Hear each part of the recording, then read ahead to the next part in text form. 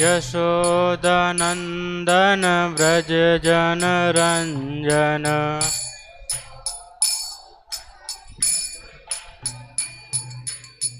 यशोदानंदन व्रज जन रंजन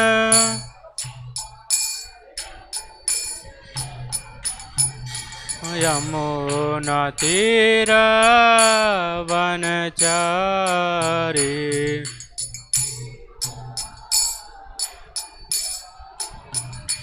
यमुना तीर वनचारी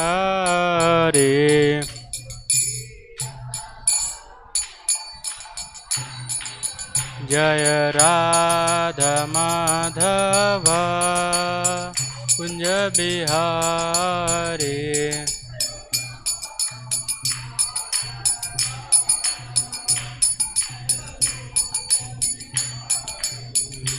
जय राधा माधव कुंज बिहारी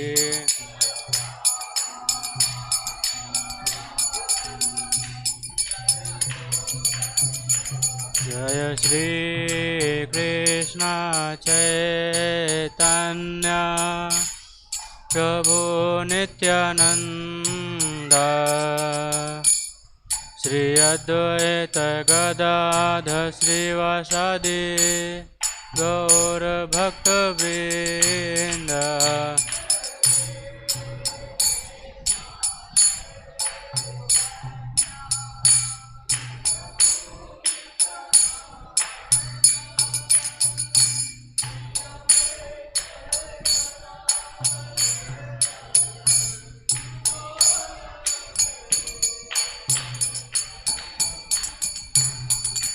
जय श्री कृष्ण चैतन्य प्रभु नित्यानंद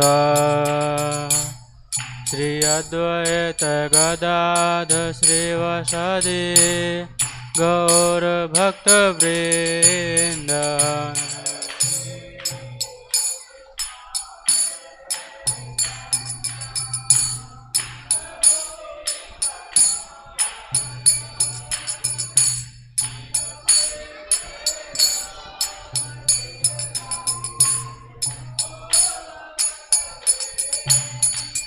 जय श्री कृष्ण चैतन्य प्रभु नित्यानंद श्री अद्वैत गदाधर श्रीवासादि गौर भक्तवृंद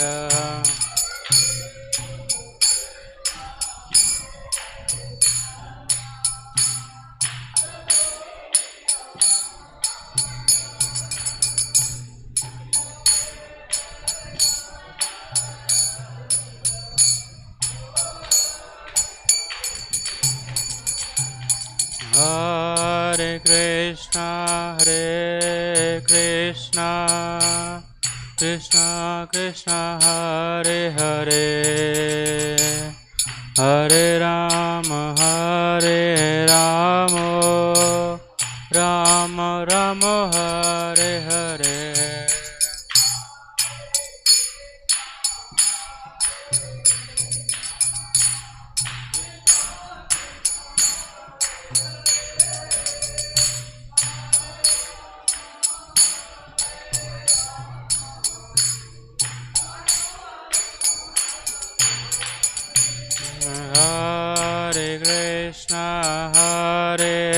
Krishna Krishna Krishna Hare Hare Hare Rama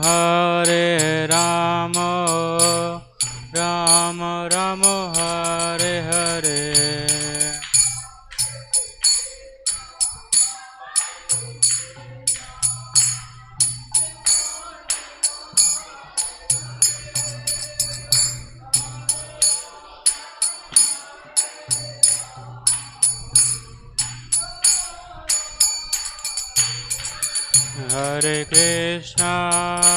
Hare Krishna Krishna Krishna Hare Hare Hare Rama Rama Rama Hare Hare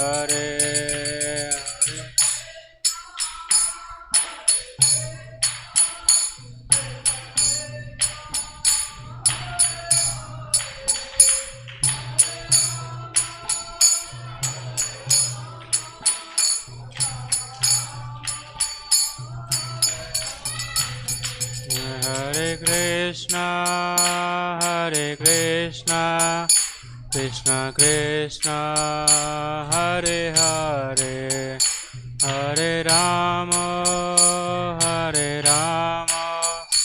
Rama Rama Hare Hare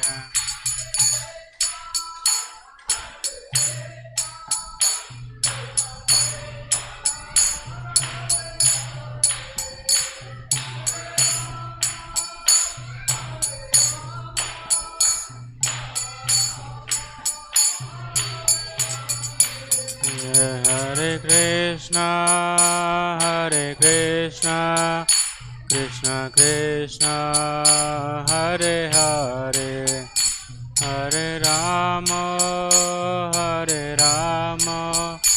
Rama Rama Hare Hare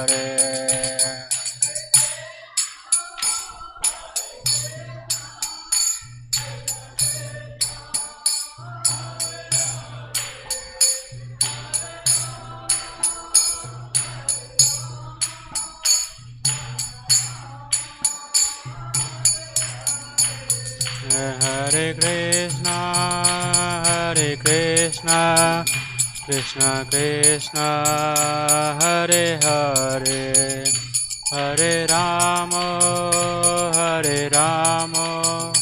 Rama Rama Hare Hare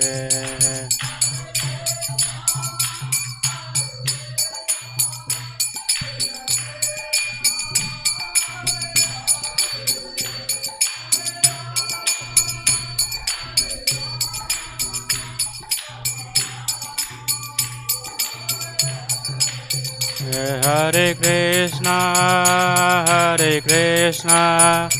Krishna Krishna Hare Hare Hare Rama Rama Rama Hare Hare Hare Krishna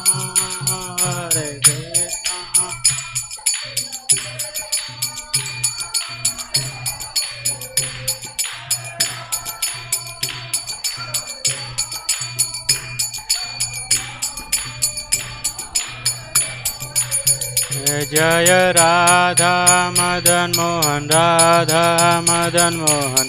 Radha Madan Mohan Sri Radhe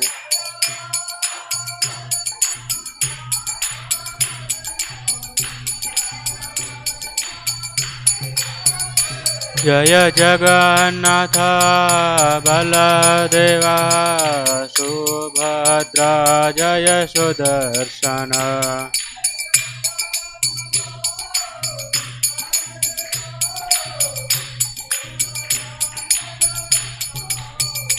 Jaya Gauranitai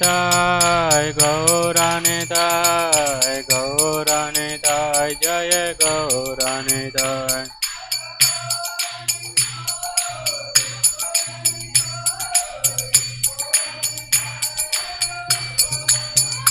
Jaya Jaya Prabhupada Jaya Prabhupada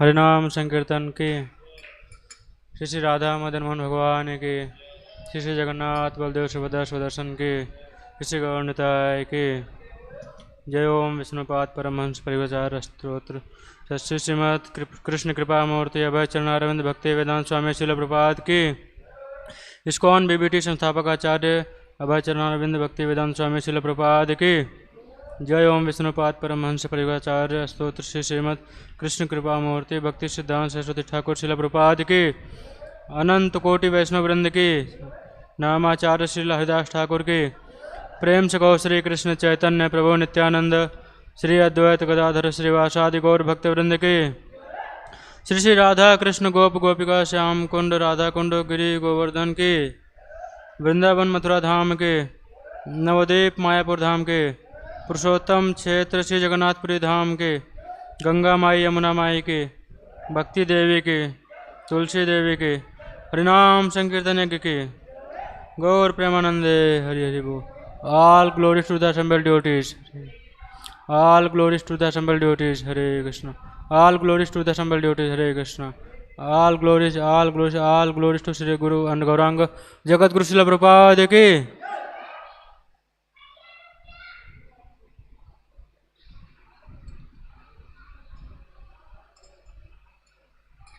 हरे कृष्णा। आप सभी का स्वागत है आज की Bhagavad Gita class में। तो आज का श्लोक स्क्रीन पे आ चुका है, तो उसको पहले पढ़ेंगे साथ में। तो साथ में बोलेंगे, सुख दुखे समे कृत्वा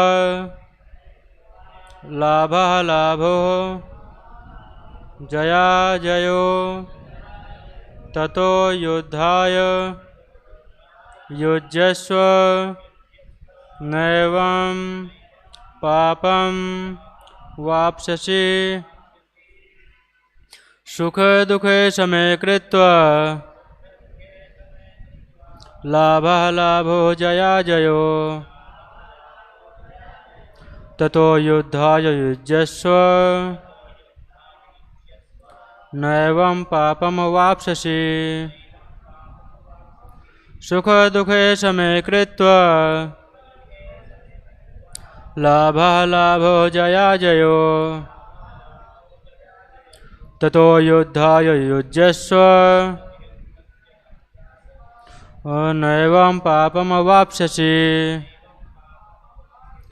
सुख दुखे समे कृत्वा लाभः लाभो जया जयो ततो युद्धाय युज्यस्व नैवं पापं अवाप्स्यसि। तो आप लोग रिपीट कर सकते हैं।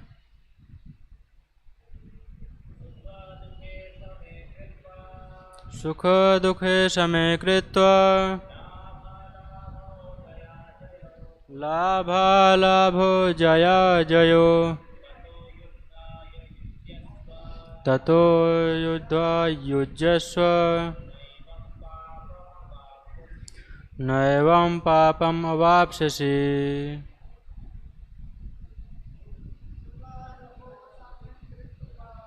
सुख दुखे समे कृत्वा लाभः लाभो जया जयो ततो युद्धाय युज्यस्व नैवं पापं अवाप्स्यसि। और कोई प्रभु जी?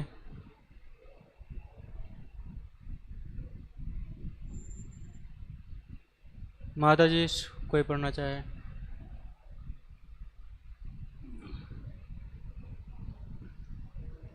सुख सुख दुखे तथा दुख में समय संभाव से कृत्वा करके लाभ अलाभ लाभ तथा हानि दोनों जय अजयो विजय तथा पराजय दोनों ततः तत्पश्चात युद्धाय युद्ध करने के लिए युज्यस्व लगो लड़ो न कभी नहीं। एवं इस तरह पापम पाप अवाप्स्यसि प्राप्त करोगे। तो ट्रांसलेशन पढ़ेंगे। ट्रांसलेशन तात्पर्य भाई इसी डिवाइन ग्रेस अच्छी भक्ति वेदांत स्वामी शिला प्रपात जगत गुरु शिला प्रपात की। तुम सुख या दुख, हानि या लाभ, विजय या पराजय का विचार किए बिना युद्ध के लिए युद्ध करो। ऐसा करने पर तुम्हें कोई पाप नहीं लगेगा। तात्पर्य, अब भगवान कृष्ण प्रत्यक्ष रूप से कहते हैं कि अर्जुन को युद्ध के लिए युद्ध करना चाहिए, क्योंकि यह उनकी इच्छा है। कृष्ण भावनामृत के कार्यों में सुख या दुख, हानि या लाभ, जय या पराजय को कोई महत्व नहीं दिया जाता। दिव्य चेतना तो यही होगी कि हर कार्य कृष्ण के निमित्त किया जाए, अतः भौतिक कार्यों का कोई बंधन फल नहीं होता। जो कोई सतोगुण या रजोगुण के अधीन होकर अपनी इंद्रिय तृप्ति के लिए कर्म करता है, उसे अच्छे या बुरे फल प्राप्त होते हैं।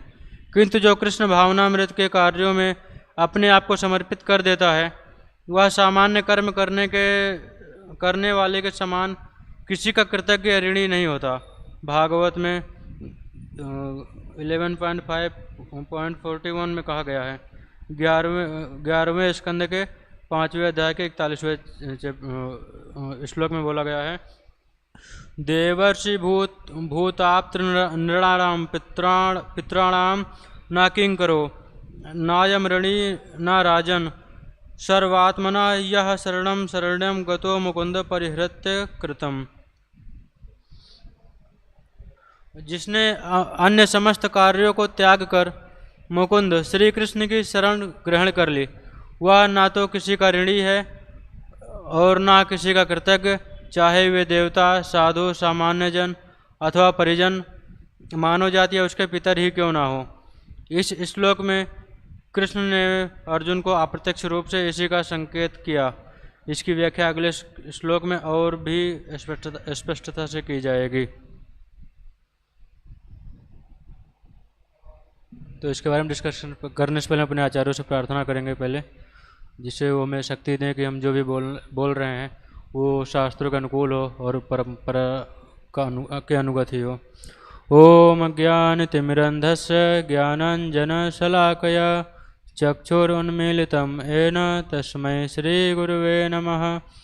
श्रीचैतन्यमनोभीष्टं स्थापितं येन भूतले स्वयं रूप कदा मह्यं ददाति स्वपदान्तिकं। वन्देऽहं श्रीगुरो श्रीयुतपदकमलं श्रीगुरून् वैष्णवांश्च श्रीरूपं साग्रजातं सहगण रघुनाथान्वितं तं सजीवं साद्वैतं सावधूतं परिजनसहितं कृष्णचैतन्यदेवं श्रीराधाकृष्णपादान् सहगण ललिता श्रीविशाखान्वितांश्च। हे कृष्ण करुणा सिंधो दीनबंधो जगतपते गोपेश गोपिकाकांत राधाकांत नमोस्तुते। तप्त कांचन गौरांगी राधे वृंदावनेश्वरी वृषभानुसुते देवी प्रणमामि हरिप्रिये। वंशः कल्पतरुभ्यश्च कृपा सिन्धुभ्य एव च पतितानां पावनेभ्यो वैष्णवेभ्यो नमो नमः। जय श्री कृष्ण चैतन्य प्रभो नित्यानंद श्री अद्वैत गदाधर श्रीवासादि गौरभक्तवृंद। हरे कृष्णा कृष्णा कृष्णा हरे हरे, हरे राम राम राम हरे हरे। नमः ओं विष्णुपादाय कृष्णपृष्ठाय भूतले श्रीमते भक्तिवेदांत स्वामिनिति नामिने। नमस्ते सरस्वते देवे गौरवाणी प्रचारिणे निर्विशेष शून्यवादी पाश्चात्य देश तारिणे।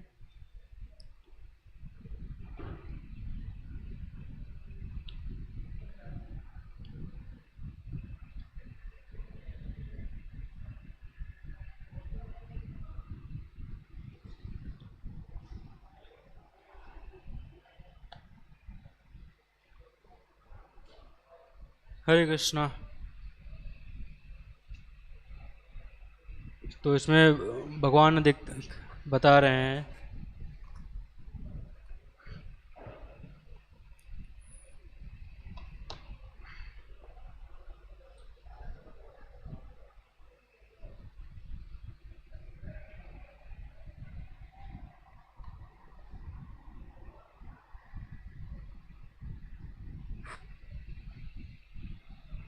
इस श्लोक में अगर हम ध्यान से देखेंगे तो भगवान बता रहे हैं कि हम किस तरह से कर्म करेंगे तो हम पाप के भागी नहीं होंगे, अर्जुन को बता रहे हैं।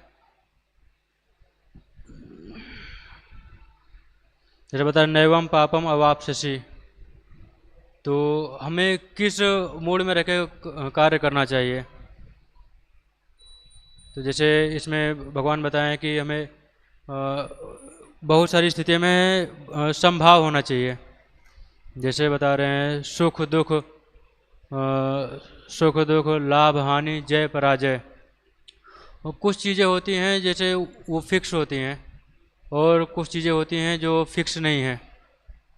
जैसे अगर हम देखेंगे तो जैसे जन्म मृत्यु है, ये फिक्स है, जन्म होना है मृत्यु होगी, बुढ़ापा ये आना ही है, बीमारी ये शरीर है तो बीमारी भी आएगी ही आएगी। ये सारी चीज़ें मेन प्रॉब्लम से आती रहेंगी। और कुछ 6 चीज़ें हैं जो फिक्स नहीं है, सुख दुख लाभ हानि जय पराजय। तो जैसे भगवान बताते हैं पिछले श्लोकास में कि ये जो सुख और दुख है ये सर्दी और गर्मी के जैसे हैं। जैसे गर्मी में बहुत ज़्यादा गर्मी पड़ती है और सर्दी में बहुत ज़्यादा सर्दी पड़ती है, तो हमें उसको सहन करना होता है। जब हम सहन कर लेते हैं तो वो निकल जाता है। ऐसे ही हमारे लाइफ में सुख भी आएंगे और दुख भी आएंगे, बहुत बहुत बड़ी बड़ी सिचुएशंस आ जाएंगी जिसको देखने पर समय लगेगा कि हम इसको कैसे हैंडल करेंगे, लेकिन जस्ट हम टॉलरेट करेंगे वो पास हो जाएगा। जैसे इसी को लेके जैसे बताते हैं, इसी में आता है यश और अपयश। ये भी बहुत बार ऐसा होता है कि फिक्स के जैसा ही लगता है। जैसे एक व्यक्ति है, उसके बच्चे की तबीयत बहुत ख़राब है, जैसे हम आपको एक स्टोरी के माध्यम से बताना चाहेंगे, बहुत ख़राब है। तो वो एक दूसरे अपने पड़ोसी के पास जाकर रिक्वेस्ट करता है कि आप मेरे बच्चे को हॉस्पिटल तक पहुंचा दो। तो वो लेकर जाता है, लेकिन वो जेलस फील करता है, जलता है। तो वो सोचता है कि मैं क्या करूँगा, इनको दूर के हॉस्पिटल में ले जाऊँगा, धीरे धीरे लेकर जाऊँगा, दूर तक ले जाऊँगा, तब तक ये ख़त्म हो जाएगा अपने आप, ये शरीर छोड़ देगा। धीरे धीरे लेकर जा रहे हैं। जब हॉस्पिटल पहुँचते हैं तो डॉक्टर बोलता है कि बहुत अच्छा कि आप यहीं पर इनको लेके आए हैं, क्योंकि जो ट्रीटमेंट के लिए जो भी चीज़ें लगेंगी वो केवल इसी हॉस्पिटल में ही चीज़ें अवेलेबल हैं। अगर आप और कहीं जाते तो वहाँ पे नहीं बनता। तो वो व्यक्ति भले उसका इंटेंशन था कि गलत करना, लेकिन फिर भी अब जो उसके फैमिली वाले बोल रहे हैं कितने अच्छे भैया थे, कितने अच्छे पड़ोसी थे हमारे, तुरंत हम मेरे बच्चे को लेके इतनी दूर तक गए। वो एक व्यक्ति था, वो अच्छा चाह रहा था कि इनको यहाँ पास में जो है हॉस्पिटल जल्दी से जल्दी दिखाऊं। पास में लेके गए, शरीर छोड़ दिए। बोल रहे हैं फिर भी कितना धीरे गए हो। तो ये भी चीज़ है, यस और अपयश, ये भी अधिकतर फिक्स के जैसा ही होता है कि हम अच्छा करेंगे फिर भी उसका बुरा रिजल्ट ही आता है। ये हो सकता है हमारे प्रीवियस कर्मा की वजह से भी हो सकता है आता है, बहुत सारी चीज़ें मैटर करती हैं। तो इस श्लोक में भगवान बता रहे हैं कि युद्ध करो। क्यों कर रहे हैं, क्यों कह रहे हैं? घृणा के लिए नहीं कह रहे हैं, या क्रोध के लिए नहीं कि इनसे गुस्सा हो तो युद्ध करो, या इनसे नफरत करके युद्ध करो। भगवान चाहते हैं युद्ध हो, भगवान चाहते हैं कि अर्जुन युद्ध करें, इसलिए भगवान बोल रहे हैं।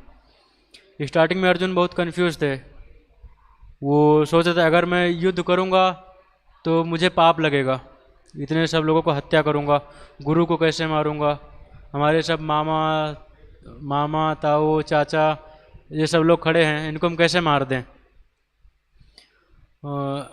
तो यहाँ पे भगवान बताते हैं कि अगर आप मेरे लिए युद्ध करोगे तो आप पाप नहीं करोगे। जैसे अगर कहने के लिए बोला जाए तो एक हम लोग कहावत बोलते हैं, सांप भी मर जाए और लाठी भी न टूटे। तो इसको कैसे, मतलब लाठी में चलानी है, लाठी मारनी है, लाठी भी न टूटे सांप भी मर जाए। तो अर्जुन इतने सारे लोग को मारेंगे, ऐसा नहीं कि नहीं मारना है, सबको मारना है, लेकिन फिर भी पाप नहीं लगना चाहिए। तो ये चीज़ भगवान बता रहे हैं, ये सीक्रेट है भगवत गीता का, कि आप काम कर भी लिए और आपको उसका रिएक्शन भी नहीं लगा।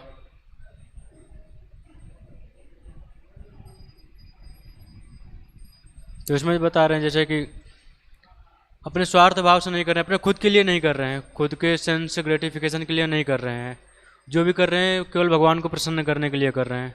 अगर हम भगवान को प्रसन्न करने के लिए करते हैं तब हमें रिएक्शन नहीं लगता है। जैसे हम लोग भी भगवान की सेवा में आए हैं तो हम लोग सोचते हैं हम लोग इतना मेहनत कर रहे हैं, इतना स्ट्रगल करते हैं, सुबह से शाम तक इधर उधर दौड़ते रहते हैं, इतना हमेशा कंप्यूटर पे लगे रहते हैं, इतना सेवा हो गया है, तो क्या हम लोग भी बाहर के जैसा ही कर्म कर रहे हैं, उसका भी रिएक्शन लगेगा? प्रभु जी आपका क्या कहना है इसके बारे में? बिल्कुल सही। तो भगवान इसमें कहते हैं अगर आप मेरे लिए कर रहे हो तो आपको पाप नहीं लगेगा, आपको कर्म नहीं टच करेगा।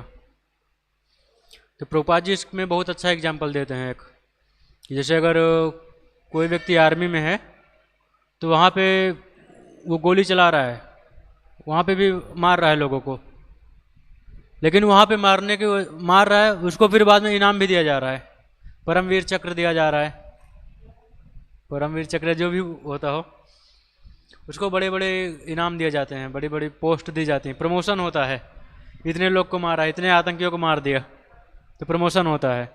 वही अगर जो सैनिक है अपने घर पे आता है और किसी एक व्यक्ति को गोली मार देता है तो इमीडिएटली उसको जेल हो जाएगी। क्यों? क्योंकि वो उसने खुद के लिए मारा, खुद की इच्छा से मारा, और जो बॉर्डर पे मार रहा था वो सरकार के लिए मार रहा था, गवर्नमेंट के लिए। वैसे ही हम लोग हैं, अगर हम खुद के सेंस ग्रेटिफिकेशन के लिए करते हैं, खुद को प्रसन्न करने के लिए कर रहे हैं तो हमें कर्म लगेगा, और अगर हम गुरु को प्रसन्नता के लिए कर रहे हैं और भगवान की प्रसन्नता के लिए कर रहे हैं तो हम इन सभी कर्मों से फ्री हो जाएंगे। तो जैसे यहाँ पे देख सकते हैं कि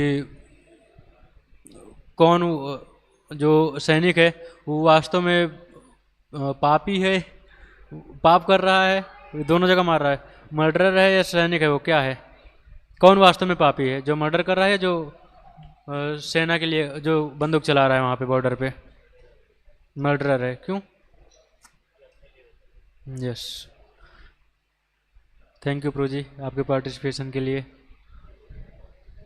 उसी तरह से अगर हम भगवान की प्रसन्नता के लिए करेंगे, अपनी इच्छा के लिए नहीं करेंगे, खुद को संतुष्ट करने के लिए नहीं करेंगे, तब फिर हमें भी कर्म नहीं लगेगा, हम भी इससे बच जाएंगे। इसमें बताते हैं जैसे जो सुख दुख है, सुख दुख समय कृत्वा, तो जो सुख और दुख है इसमें भी हमें समान भाव से ही रहना चाहिए। प्रभुपाद जी अधिकतर कहते हैं ये जो संसार है ये यहाँ पे हमेशा जो सुख दुख है ये आते रहेंगे, सर्दी और गर्मी के जैसा। जैसे अभी अब बताया था कि असहनीय गर्मी होती है यहाँ पे, असहनीय ठंडी होती है, लेकिन फिर भी हम सहन करते हैं, बिल्कुल उसी तरह से। जैसे आप एक बच्चे को देखे हैं, जैसे छोटा बच्चा है उसका खिलौना टूट जाए या खिलौना चोरी हो जाए तो कैसे रोएगा, मेरा खिलौना टूट गया, मेरा खिलौना टूट गया, रोएगा वो। और कोई अगर बड़ा व्यक्ति देखता है उसको तो हंसता है, एंजॉय करता है, कितनी छोटी चीज़ के लिए रो रहा है ये। वैसे ही जैसे जब हम लोग आते हैं या कोई व्यक्ति अपने जॉब के लिए रोता है कि मेरा जॉब चला गया, मेरा हेल्थ खराब हो गया है, मेरा सारा धन लुट गया, वो रोता है। लेकिन भगवान कृष्ण कहते हैं ये सब टेम्पररी है, ये सब भगवान देखते हैं कितनी छोटी छोटी चीज़ के लिए परेशान हो रहा है। जैसे हम प्रभुपाद जी के लाइफ को ही देखें तो प्रभुपाद जी अपनी लाइफ में मात्र 40 रुपये लेके फॉरेन चले गए, वहाँ पे हम लोगों के लिए इतना कष्ट उठाया, इतना कुछ किए और इतनी मेहनत किए, इतना कुछ अचीव किए, लेकिन प्रभुपाद जी ने अपना क्रेडिट कहीं पे भी नहीं लिया कि मैंने किया है। जब भी कहीं पर भी इंटरव्यू हुआ, कहीं पे प्रभुपाद जी बोले हैं तो हम हमेशा ही बोले कि हमारे गुरु महाराज की कृपा है और कृष्ण की कृपा है, गुरु महाराज का आदेश था तो इसलिए प्रभुपाद जी कर दिए। और जब प्रभुपाद जी वहाँ पे थे तो अकेले रहते थे, प्रभुपाद जी अकेले कुकिंग करते थे, तो वहाँ पे प्रभुपाद जी कभी किसी से शिकायत नहीं की कि मैं अकेला रह रहा हूँ, मैं अकेला कुकिंग कर रहा हूँ, अकेला सबको खिला रहा हूँ, कोई मेरी हेल्प करने के लिए नहीं है। क्या को प्रभुपाद जी किसी को कंप्लेन किए वहाँ पे, कोई टेम्पल अथॉरिटी को, किसी को, भगवान को? Prabhupada ji was completely surrendered, पूरी तरह से भगवान के ऊपर आश्रित थे। वो अपने भजन में बोलते हैं ना, नचाओ नचाओ, जिस तरह से आपको नचाना है वैसे नचाओ, मैं आपके हाथ के जो काष्ठ की पुतली है मैं वो हूँ, आपको जैसे नचाना है नचाओ। इसी तरह से जैसे हम और देखेंगे तो जैसे पांडव की लाइफ में देखेंगे, जो पांडव लोग थे, पांचों पांडव, इनकी लाइफ में भी स्टार्टिंग से जब ये लोग छोटे थे तो स्टार्टिंग में पिताजी चले गए, माता जी कैसे उनको पाल पोस के बड़ा किया उनको। उसके बाद दुर्योधन हर बार उनको चीट किया, बाद में फिर उनका सारा संपत्ति ले लिया, सब कुछ ले लिया, लेकिन फिर भी वो लोग भगवान के प्रति विश्वास अपना बना के ही रखे रहे। उन्होंने ऐसा नहीं किया कि अगर कृष्ण है तो उनके ऊपर कंप्लेन किया जाए कि कैसे हैं कि ये अभी तक हमारी हेल्प नहीं कर रहे हैं, लेकिन वो सब कुछ सहन करते रहे और सहन करते करते भगवान के ऊपर भरोसा रखे रहे और लास्ट में सब कुछ उन्हीं को मिला।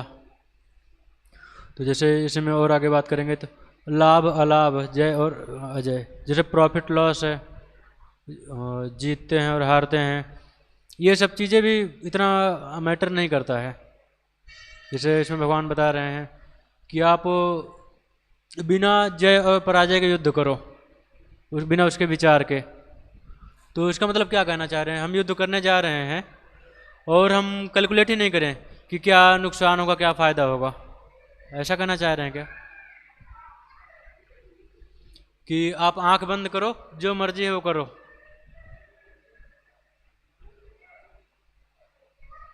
फिर कोई बताना चाहेगा यहाँ पे भगवान का क्या कहने का मतलब है, इंटेंशन क्या है?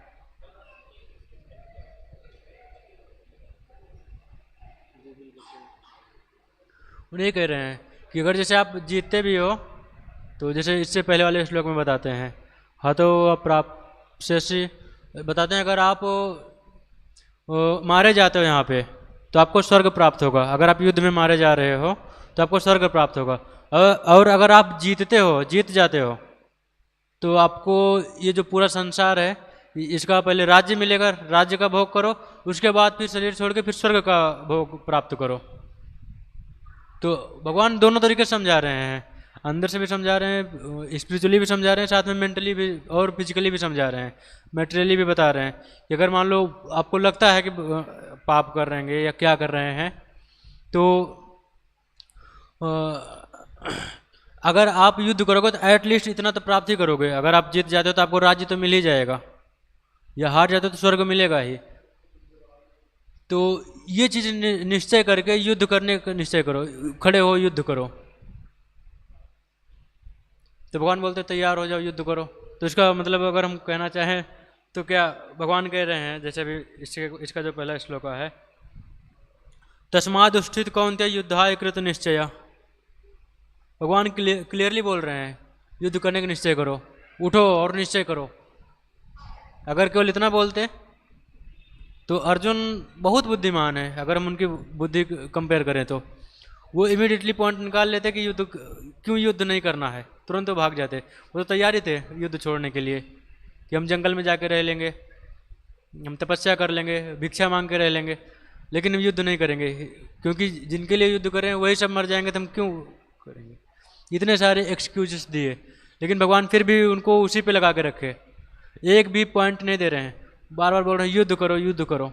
तस्मात् दुष्टित कौन्तेय युद्धाय कृत निश्चय, युद्ध करने का निश्चय करके उठो। ऐसा बताए। और जैसे बहुत सा हम देखते हैं बहुत लोग मंदिर में आते हैं तो भगवान के साथ बिजनेस करते हैं। कृष्णा, अगर हमारे इस बिजनेस में अगर बहुत प्रॉफिट हो गया तो मैं आपकी सेवा करूंगा, बहुत सेवा करूंगा, लेकिन अगर मुझे लॉस हुआ तो मैं आपको रिजेक्ट कर दूंगा।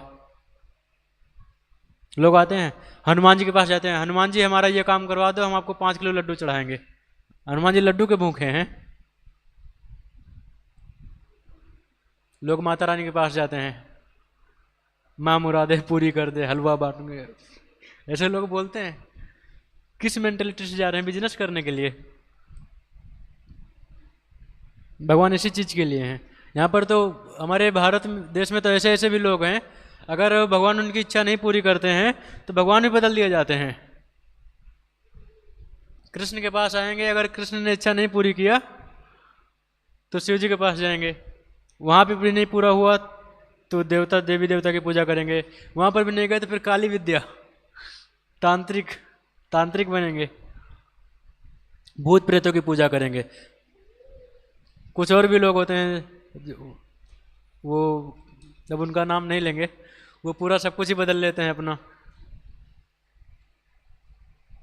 पीर देगा भगवान नहीं देंगे तो ये चीज़ बता रहे हैं।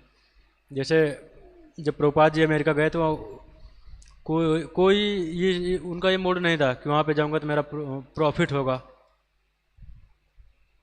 प्रभुपाद जी यहाँ से जब गए तो उनके पास ना तो कोई पैसा था, ना कोई फ्रेंड था, ना बहुत अच्छा स्वास्थ्य था। 70 साल का व्यक्ति अमेरिका जा रहा है, इतना बूढ़ा हो चुका है, 2 बार हार्ट अटैक आ चुके हैं रास्ते में, जा रहे हैं वहाँ पे। कैसे? वो पूरी तरह से भगवान के ऊपर डिपेंड है। और उसके साथ साथ फिर प्रभुपाद जी ने कितनी बड़ी विजय प्राप्त की, पूरे संसार में जो है 108 से ज़्यादा मंदिर बनवा दिए और पूरे संसार में कृष्णा कॉन्शियसनेस को फैला दिए। तो अगर आपसे क्वेश्चन किया जाए, हमारा वास्तविक में प्रॉफिट क्या है, what is our real profit?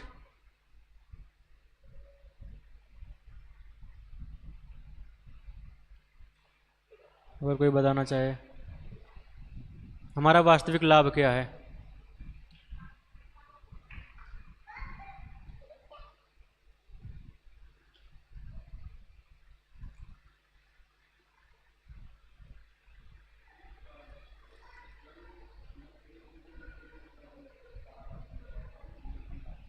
बहुत अच्छा।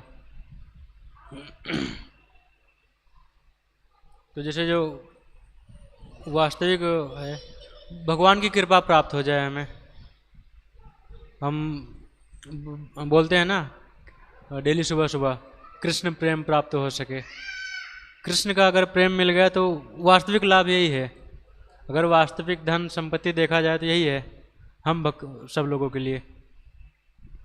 अच्छा, वास्तव में अगर अपने लाइफ में देखा जाए तो व्हाट इज रियल विक्ट्री? हमारा वास्तविक जीत क्या होगा, जय?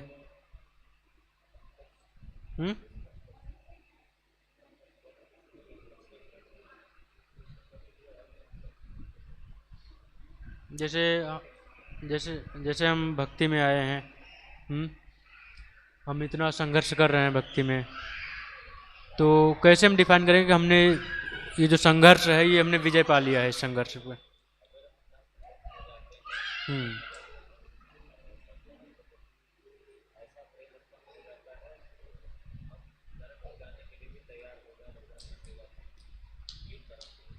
यस, थैंक यू प्रभु जी, बहुत अच्छी चीज़ है बताया आपने। और एक और चीज़ है, जैसे बताते हैं कि मृत्यु के समय पे एग्ज़ाम भी होता है हमारा। जैसे बाहर हम लोग एग्ज़ाम देते हैं तो वहाँ पे डेट फिक्स रहता है, लेकिन क्वेश्चन फिक्स नहीं होता है कि क्या क्वेश्चन पूछा जाए। लेकिन यहाँ पे जो है, जो एग्ज़ाम है, जो हमारे जीवन का एग्ज़ाम है, यहाँ पे क्वेश्चन फिक्स है लेकिन डेट नहीं पता है कब एग्ज़ाम हो जाएगा, सरप्राइज एग्ज़ाम।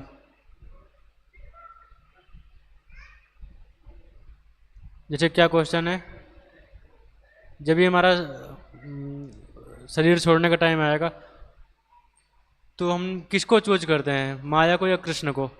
उस समय बताते हैं दोनों एक साथ प्रकट होते हैं हमारे आँखों के सामने, जो जो हमने अपने लाइफ में किया है। तो वहाँ पे उस समय पे फिर हमारी जीत तब फिक्स होगी जब हम मृत्यु के समय पे कृष्ण को स्मरण कर पाए। क्या हम इतने समय से भक्ति किए, इतना कुछ कर पाए, और लास्ट समय में भगवान का स्मरण हुआ? जैसे अभी पिछले कुछ दिन पहले क्लास में श्रीमान विष्णु गौरपुर जी ने एक बहुत अच्छा स्टोरी बताया था एक वेश्या का और एक पुजारी का स्टोरी। तो एक पुजारी थे, उनको मंदिर में रहते थे, वो भगवान की पूजा करते थे, भगवान की आरती करते थे, मंगल आरती होती थी, और उसी के जस्ट पड़ोस में वेश्या रहती थी। तो जो पुजारी थे वो सोचते थे वेश्या कितनी मतलब भाग्यशाली है, ये जब चाहे तब भोग कर सकती है, जिसको कोई दिक्कत नहीं है। तो वहाँ पे जब भी कोई गाड़ी आती थी, कोई व्यक्ति आता था, तो उसके विषय में पुजारी सोचता था कितना भाग्यशाली व्यक्ति है, कभी भी जाके संग कर सकता है। मैं कहाँ आके फंस गया, मैं तो जा भी नहीं सकता कहीं, अगर मैं गया तो बोलेंगे बाबा आप, मैं कहाँ फंस गया। वो जो वेश्या थी वो सोचती थी पुजारी जी कितने भाग्यशाली हैं, कब ऐसा दिन आएगा जब हम भी भगवान की इतने पास से सेवा कर पाएंगे, भगवान के प्रति ऐसी आसक्ति होगी। दोनों का मृत्यु हुआ, वेश्या भगवान के धाम चली गई, पुजारी जी नरक। अब क्वेश्चन पूछे ये कैसे हुआ। पुजारी जी बोले आपने जरूर कैलकुलेशन में कोई गलती की होगा, यमराज जी से बोल रहे हैं। यमराज जी बोले बिल्कुल सही हमने कैलकुलेट किया है, देखिए हिसाब दिखाए। बोले जो वेश्या थी वो केवल शरीर से वहाँ पे थी, बाकी मन हमेशा भगवान के अंदर लगा के रखती थी, हमेशा चिंतन भगवान का करती थी। और तुम्हारा शरीर यहाँ पे था, लेकिन तुम्हारा मन बुद्धि सब वहाँ पे चिंतन चलता था तुम्हारा वहाँ का, इसलिए तुम्हारी वहाँ की गति मिली है। तो इसलिए हम जो भी कर रहे हैं हमें उसका मन बुद्धि सब कुछ एक साथ करके करना चाहिए।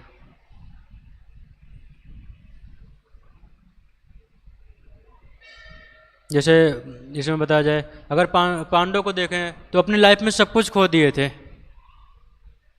जब अर्जुन से क्वेश्चन किया गया कि भगवान ने पूछा आपको क्या चाहिए, नारायणी सेना चाहिए या मैं चाहिए चाहूँ, मैं युद्ध भी नहीं करूँगा, भगवान बता रहे हैं। अर्जुन बोल रहे नहीं नहीं भगवान मुझे आप ही चाहिए।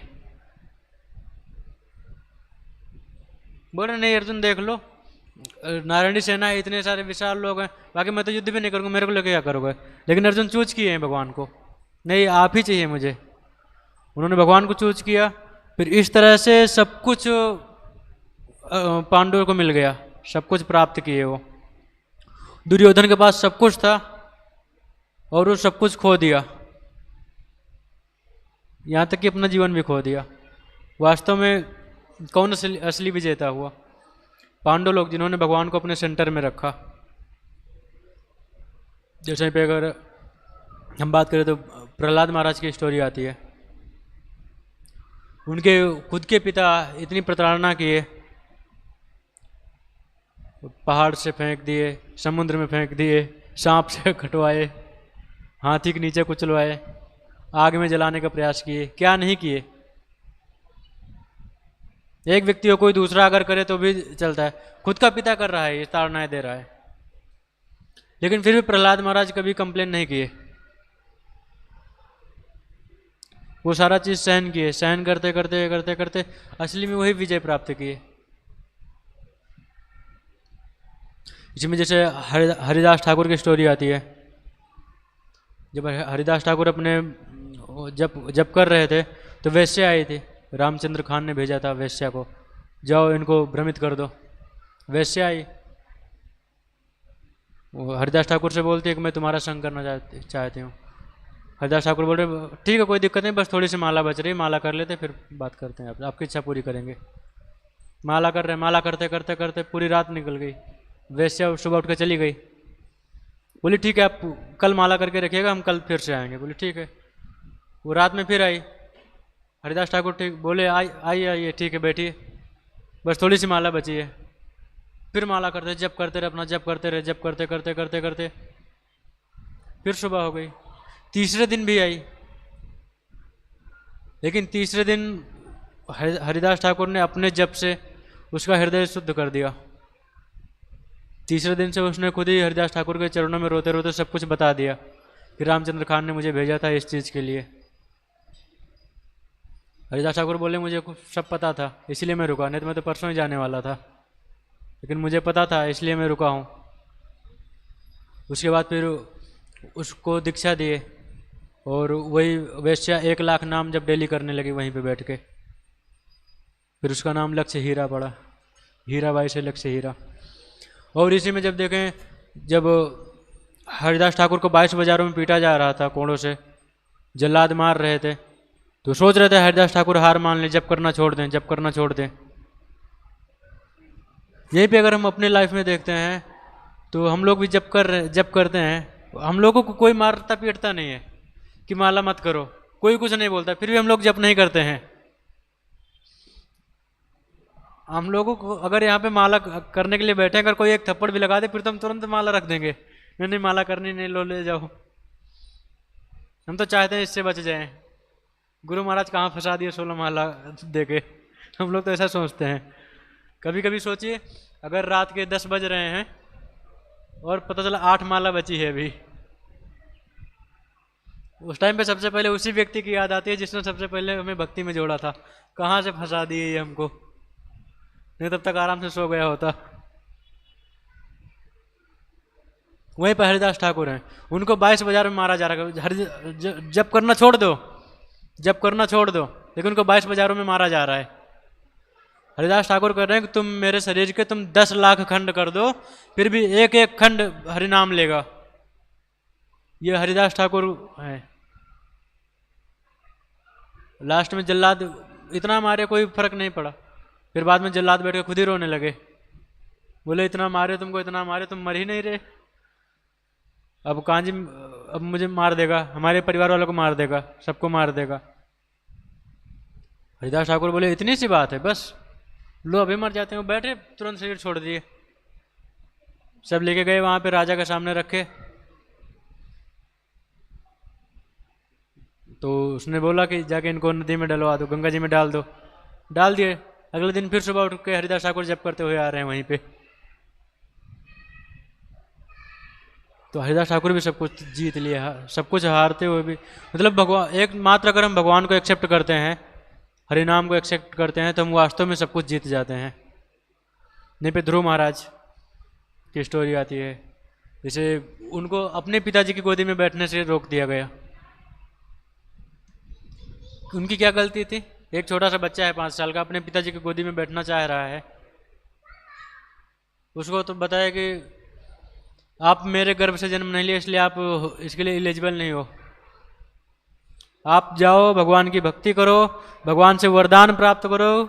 क्या वरदान प्राप्त करो? कि मेरे पेट से जन्म लो। हालांकि देखो तो जो माता थी, माता ने सही चीज बताया, क्या कि जाओ तो भगवान की शरण में जाओ, ये इतना अच्छा बताया उन्होंने। लेकिन इसके बाद जो बोला वो ईगो का हिस्सा था। तो ध्रुव महाराज गए, तपस्या किए, अपनी माता को पहले बताया, माता ने भी उनको आदेश दिया कि आप भगवान विष्णु को प्रसन्न करो। भगवान विष्णु आए, वहाँ पे आते बोल रहे अब कुछ नहीं चाहिए। पहले तो जब ध्रुव महाराज तपस्या करने गए थे तो उनके अंदर इच्छा थी कि मुझे अपने परदादा से भी ज़्यादा, दादा या परदादा जो भी है, उनसे भी बड़ा राज्य चाहिए, ब्रह्मा जी से भी बड़ा बड़ा बड़ा राज्य चाहिए। जब भगवान सामने आ गए तो बोल रहे हैं नहीं मुझे नहीं चाहिए, मैं तो कांच के टुकड़ों के पीछे भाग रहा था, मुझे तो हीरा मिल गया है, भगवान स्वयं मिल गए। ये चीज़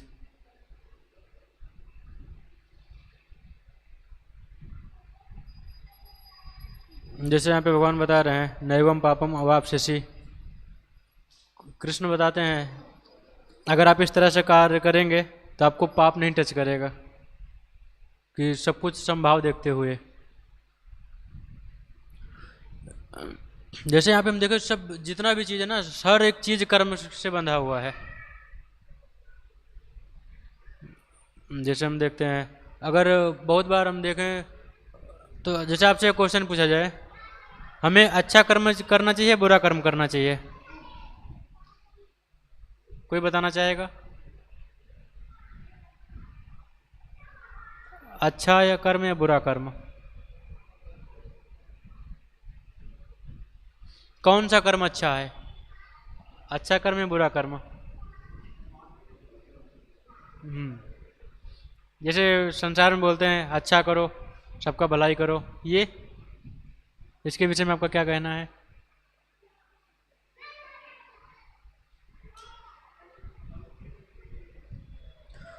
हाँ, जैसे बोलते हैं ना, अगर आप बुरा कर्म करोगे तो नरक जाओगे, ठीक है। और अगर कोई अच्छा कर्म करता है, तो जैसे अगर हम बुरे कर्म को विष की तरह तुलना करते हैं, जहर है, तो जो अच्छा कर्म है ये भी जहर ही है, लेकिन इसमें थोड़ी सी चीनी डाल दी गई है, ये मीठा लगेगा। अच्छा कर्म करेगा व्यक्ति, स्वर्ग जाएगा, वहाँ पे भोग करेगा, फिर वहाँ से फिर नीचे आएगा, अच्छे परिवार में जन्म मिलेगा, खाने पीने की कोई दिक्कत नहीं, अच्छी धन संपत्ति होगी, फिर वहाँ पे आके पाप करेगा, पाप करके फिर नरक जाएगा। तो ना अच्छे कर्म अच्छे हैं ना बुरे कर्म अच्छे हैं। हमें जो भी कुछ करना है भगवान की प्रसन्नता के लिए करना है। रूपा जी अधिकतर कहते थे, don't try to be good और बैड। आप अच्छा है बुरा बनने का नहीं, आप कृष्ण भावनामृत को फॉलो करो, कृष्ण भक्त बनो। जैसे जब हम केवल भगवान के लिए कार्य करेंगे तो जो हमारा सेल्फिश मोटिव है उससे हम बाहर निकल पाएंगे, जो हमारा स्वार्थ है। फिर हम ना अच्छे ना बुरे, हम भगवान के भक्त बनेंगे, भगवान के सर्वेंट बनेंगे। जैसे अगर बाहर बात किया, कोई कोई व्यक्ति हत्या करता है तो उसको सजा मिलनी चाहिए ना, लेकिन अर्जुन हजारों हजारों लोगों को मार रहे हैं डेली। कितनी अजीब बात है, डेली हजारों लोग को मार रहे हैं लेकिन उनको एक भी व्यक्ति को मारने का पाप नहीं लग रहा है।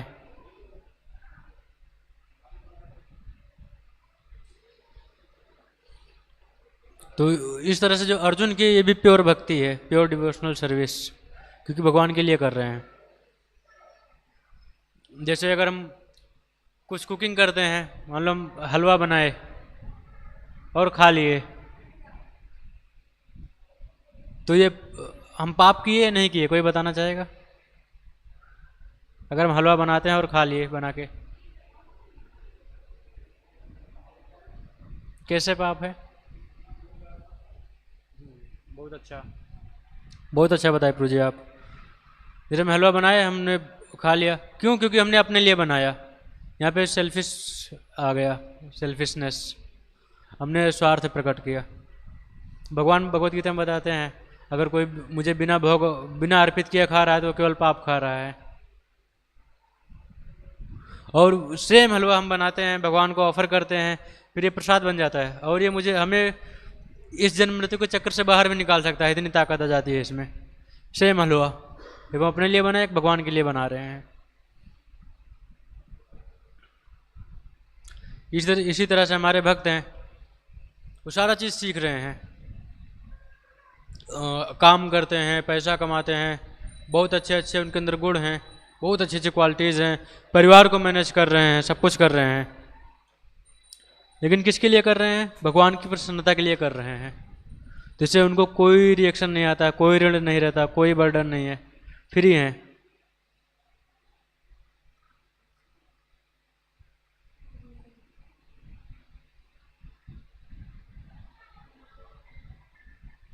तो जैसे आज का जो लेक्चर था, तो इस श्लोक को हम अपने जीवन में कैसे उतार सकते हैं? तो जैसे जब हमारे पास बहुत सारी हैप्पीनेस आती है, बहुत ज़्यादा नाम हो रहा है, हमने ये कर दिया वो कर दिया, उस समय हमें प्राउड नहीं फील करना चाहिए। अगर प्राउड फील करेंगे तो जब बाद में डिस्ट्रेस आएगा, जब प्रॉब्लम्स आएंगी, फिर हम होपलेस हो जाएंगे और परेशान हो जाएंगे।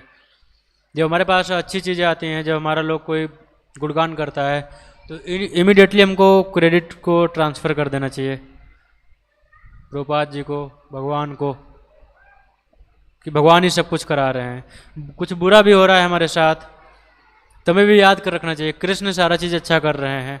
अगर कोई बच्चा है, पढ़ाई कर रहा है, फेल हो गया, तो इसका मतलब इनको पढ़ाई करना ही छोड़ दे, भगवान उसके लिए कुछ और व्यवस्था कर रहे हैं। जो हमारे पास लाभ आता है, जब हम जॉब करते हैं, बहुत ज़्यादा पैसा आए, तो भगवान की सेवा में लगाना चाहिए, और जब नुकसान होता है तो उसको भी एक्सेप्ट करना चाहिए भगवान की कृपा समझ के।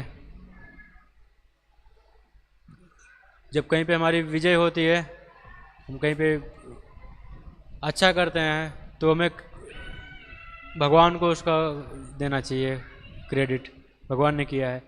कहीं पे फेल हुए, जैसे अधिकतर जब हम बुक्स बांटने के लिए जाते हैं सड़क पे, बुक डिस्ट्रीब्यूशन करते हैं, बहुत लोग आते हैं, बहुत ज़्यादा गुणगान करते हैं, आप लोग एकदम महात्मा ही हैं, भगवान के धाम से उतरे हैं, आप लोग इतना अच्छा काम कर रहे हैं, लोग बड़ाई भी करते हैं, तो उसको हमें गुरु को देना चाहिए। बहुत बार होता है कि लोग लड़ाई करने के लिए आ जाते हैं, बहुत भला बुरा बोलते हैं, यहाँ तक कि गाली भी दे कर जाते हैं। बहुत बार तो ड्यूटीज के ऊपर कार भी चढ़ाने की कोशिश कर दिए हैं लोग, लेकिन फिर भी हमें सेवा करते रहना चाहिए। सेवा करते रहेंगे, भगवान सारा चीज़ अरेंजमेंट कर रहे हैं। जैसे सेम चीज़ जब हम प्रीचिंग करते हैं, जब हम प्रचार करने के लिए जाते हैं, तो बहुत सारे लोग आते हैं जो साथ में बैठ के माला करते हैं और हमें अप्रिशिएट करते हैं कि आप बहुत अच्छा काम कर रहे हैं। तो ये विजय है। और यहीं पे बहुत सारे लोग आते हैं जो हमें क्रिटिसाइज भी करते हैं। बहुत बार होता है कि क्लासेस में कोई नहीं आएगा, अब हम जो भी काम कर रहे हैं उसमें कोई अचीवमेंट नहीं होगा, लेकिन फिर भी कंटिन्यू करना चाहिए। क्यों? क्योंकि हम अपने लिए नहीं कर रहे हैं, हमेशा भगवान की सेवा के लिए कर रहे हैं, भगवान की प्रसन्नता के लिए कर रहे हैं, कृष्ण के लिए कर रहे हैं।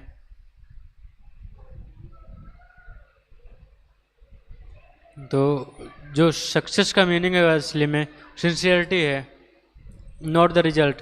जैसे हम कुछ कर रहे हैं तो हम भगवान को प्रसन्न करने के लिए अपना कितना % दे रहे हैं, ये हमारा सक्सेस है। अगर हम अपना 100% ट्राई किए भगवान को खुश करने का, भगवान के लिए, अच्छा है। लोग आए नहीं आए, लोग हमारा नाम हुआ या लोग गाली दे के गए, ये इतना मैटर नहीं करता है। बस हमें सिंसियरली ही भगवान को प्रसन्न करने का कोशिश करना चाहिए, भगवान की सेवा में लगे रहना चाहिए।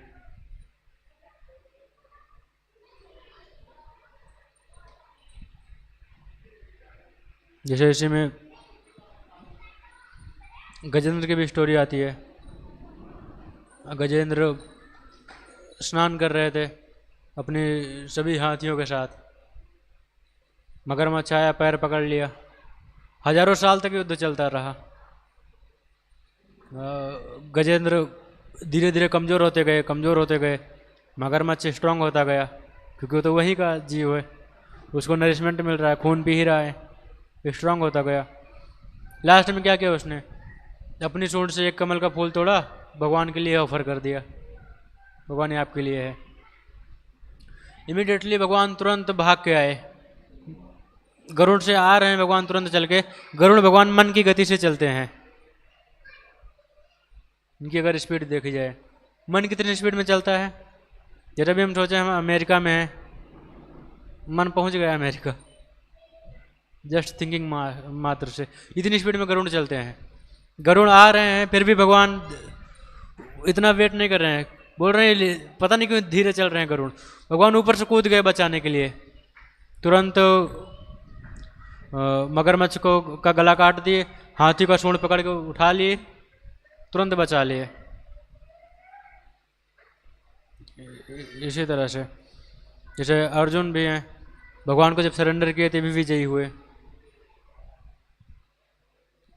जैसे सुदामा की भी कथा आती है भगवान की लीला में। सुदामा गए थे भगवान के पास, उनके पास क्या था? कुछ नहीं था अगर वास्तव में देखे तो, लेकिन भगवान के पास गए, भगवान है ना पास में, सब कुछ है, भगवान के लिए ही जी रहे हैं, भगवान के लिए ही मर रहे हैं, सब कुछ है। तो ये जो आज का श्लोक आता है, इससे हमें ये सीखने को मिला है कि जो हैप्पीनेस है, डिस्ट्रेस है, ये सब टेम्पररी है। जो भी सुख दुख है तो इनको सहन कर लेना चाहिए हमें। और लाभ और हानि आती है, तो ये सब लाभ हानि एक तरह का माया के जैसा समझो, आया और गया। जो भी होता है हमें भगवान की सेवा में लगानी चाहिए। अगर लाभ हुआ तो डायरेक्ट सेवा में लगाओ, हानि हुई तो भगवान से और प्रार्थना करो। अगर हम जीतते हैं या हारते हैं तो फिर भी हमें ये सब बाहरी चीज़ें हैं, हमें भगवान के प्रति हमेशा सरेंडर रहना चाहिए। और उसके बाद हम सीखते हैं कि अगर हम कुछ भी चीज़ भगवान के लिए करते हैं, कृष्ण के लिए कर रहे हैं, तो हमें उसका रिएक्शन नहीं लगता है, हम पाप करने से बच जाते हैं। तो यहीं पे हम विराम देंगे। आप सब लोग का बहुत बहुत धन्यवाद। आप सब भक्त इतनी देर तक बैठे रहे, इतनी देर तक सुने धैर्यपूर्वक। तो मैंने अपनी सीमित बुद्धि से जितना भी हमसे हो सकता था बताने का प्रयास किया। बाकी इसमें अगर कोई त्रुटि हो तो आप लोग बता सकते हैं, हमें करेक्ट कर सकते हैं। और अगर कुछ मैं ऐसा बोल दिया हूँ जो आप लोगों को बुरा लगा हो तो क्षमा कर दीजिएगा। आपको आज की क्लास में जो भी चीज़ अच्छा लगा उसको यहाँ से एक्सेप्ट कर सकते हैं, अपने साथ लेकर जा सकते हैं, अपने जीवन में उतार सकते हैं। और अगर कोई चीज़ बुरा लगा हो, जो डाइजेस्ट नहीं हुआ हो, तो मेरी कमी समझ के उसको यहीं छोड़ के चले जाइएगा। आप सबका धन्यवाद। किसी का कोई प्रश्न?